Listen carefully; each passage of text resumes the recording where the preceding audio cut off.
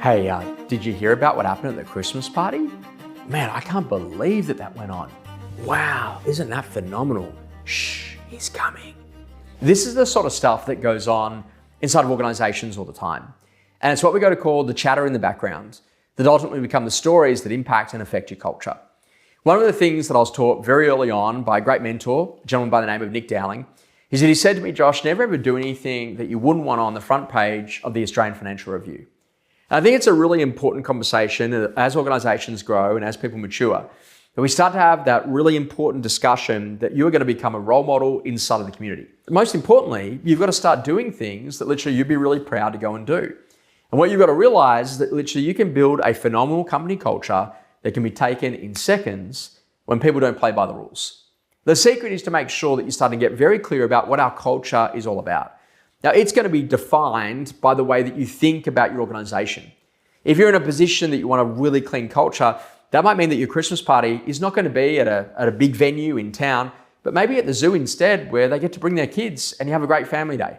If you're going to be a part of that organization, maybe it's a nice lunch with potentially a glass of wine, but not a party that goes on after. And this is a really important thing to get really clear about reducing your risk is inside that organization to make sure that your people can enjoy themselves. But at the same time too, you're getting very clear about what is acceptable and unacceptable behavior inside of a workplace. This is your chance to be able to go and build a phenomenal culture. You know what, in building great businesses, you can never ever forget what you're actually there to do. You're there to have a ton of fun, but most importantly, you're there to facilitate a great transaction for a buyer, a tenant, a landlord, a seller, but also too for your own internal staff, from operations to sales to what you do inside of property management. And the skill set is to make sure that you can go and play at the absolute best.